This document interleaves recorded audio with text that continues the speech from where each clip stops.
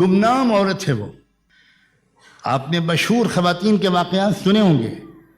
آپ نے حضرت عائشہ، حضرت فاطمہ، حضرت خدیجہ، زینب، کلثوم، رقیہ، حضرت خولہ، نہ جانے کتنی بہادر اور علم اور عمل اور شجاعت اور سخاوت کی ہمالیہ پہاڑوں پر پہنچی ہوئی خواتین کے کردار سنے ہوں گے. میں ایک پردہ نشین گمنام عورت کا واقعہ سنانا چاہتا ہوں. ایک مزدور صحابی تھے، بہت غریب. روزانہ مزدوری کرتے تھے، کچھ پیسے مل جاتے تھے، اسی سے ایک وقت کی 2 وقت کی روٹی چل جاتی تھی. مزدوروں کو تجربہ ہوتا ہے اس بات کا کہ کبھی کبھی آف سیزن ہوتا ہے، کام ہی نہیں ملتا. شاید ایسے ہی موقع تھا کہ وہ مزدور صحابی اپنے گھر سے نکلے مزدوری کی تلاش میں. مگر دن بھر کی تلاش کے باوجود کوئی کام نہیں ملا. شام کو خالی ہاتھ گھر واپس آ گئے.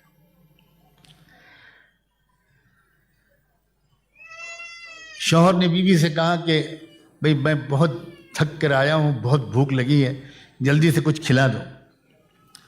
تو بیوی کہتی ہے کہ شاید آپ بھول گئے میرے سرتاج، میں تو آپ سے بتا چکی تھی کہ جو کچھ گھر میں تھا وہ کل ختم ہو چکا تھا. میں تو انتظار میں تھی کہ آج آپ کو کچھ مزدوری ملے گی تو آپ بازار سے کچھ لے کر آئیں گے تو ہم لوگ دونوں کھائیں گے. یہ سن کر شوہر ایک دم سے شاکڈ ہو گئے، ذرا ان کو ایک چہرہ اتر گیا، اداس ہو گئے. بیوی نے، سمجھدار بیوی اشاروں کو سمجھتی ہے، فوراً سمجھ گئی کہ میں نے اس طرح کہہ دیا تو شوہر کو ذرا صدمہ پہنچ گیا. تو بیوی نے ایک بات کہی شوہر سے کہ ایک بات کہوں؟ ہاں کہو. کیا بات؟ کہ دیکھیے،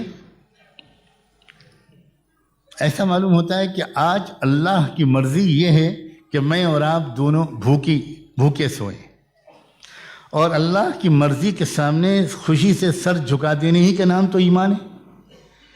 یہی تو سیکھا ہے ہم نے اپنے آقا محمد رسول اللہ سے. تو فکر نہ کیجئے میری، اور آپ بھی ہمت سے کام لیجئے. ہم لوگ اللہ کی مرضی کے سامنے سر جھکا کر بھوکے سوتے ہیں، اللہ کا فیصلے پر راضی رہنا.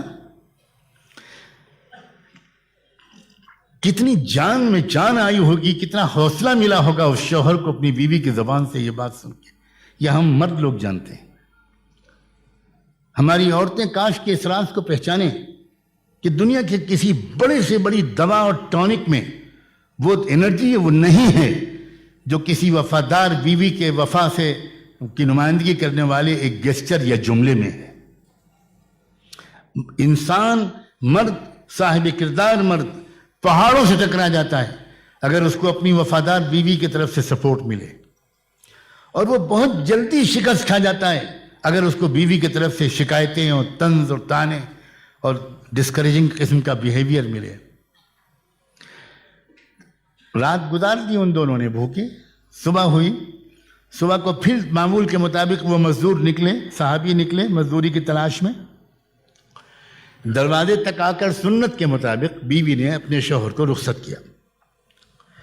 یہ بھی سنت ہے کہ جب گھر کا مرد کام کے لیے گھر سے باہر نکلے تو گھر کی عورت کو دروازے تک پردے کی رعایت کے ساتھ آ کر مسکراتے چہرے کے ساتھ اور فی امان اللہ کہتے ہوئے اپنے شوہر کو رخصت کرنا چاہیے. کتنی نفسیاتی چیزیں ہیں، کتنی بیوٹی ہے اسلام. اگر شوہر خدا نخواستہ اس حالت میں نکلا کہ موڈ خراب ہے، عورت بڑبڑا رہی ہے، عورت سو رہی ہے، ناراض ہے، روٹھی ہوئی ہے، تو سارا دن بے برکتی رہتی ہے. اور اگر دروازے پر رخصت کرتی ہے مسکراتے ہوئے اور یہ دعا دیتے ہوئے کہ جائیے آپ اللہ کے حوالے، صحیح سالم آپ واپس آئیں، تو شوہر کو ایک عجیب غریب اندر سے ایک طاقت ملتی ہے. اس سنت کی ادائیگی کرتے ہوئے اس وفادار بیوی نے دوسری صبح کو اپنے شوہر کو دروازے سے رخصت کیا. لیکن اللہ کی پلاننگ کہیے، میں اتفاق تو نہیں کہتا، ہر چیز تو اللہ کی پلاننگ سے ہی ہوتی ہے. دوسرے دن بھی ان مزدور صحابی کو کوئی کام نہیں ملا اور وہ شام کو پھر خالی ہاتھ واپس آ گئے.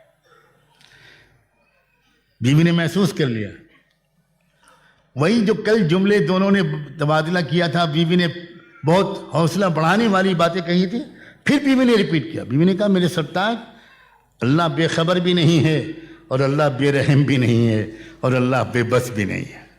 سلام ہو ان عارفانہ جملوں پر.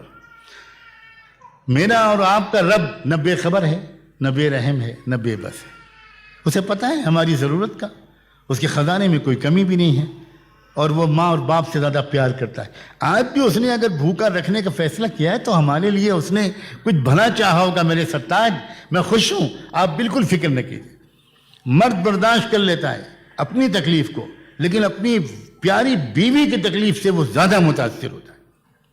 چنانچہ اس کو سہارا ملا. دونوں نے دوسری رات پھر بھوکی حالت میں گزار دی. پھر تیسری صبح کو بیوی نے اسی طرح سنت کے مطابق رخصت کیا. لیکن آج ایک نئی بات ہوئی.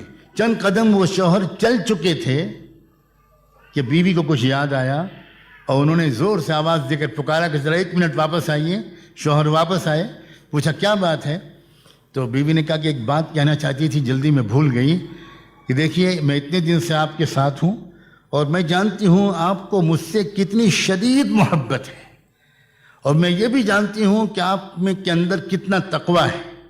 لیکن تھوڑا سا ڈر مجھے لگ رہا ہے کہ میری محبت کی وجہ سے آج بھی اگر آپ کو کوئی کام نہ ملا تو میری محبت کی وجہ سے کہیں آپ کوئی حرام لقمہ لے کر نہ آ جائیں. اللہ کے واسطے تیسری دن بھی خالی ہاتھ واپس آ جائیے گا.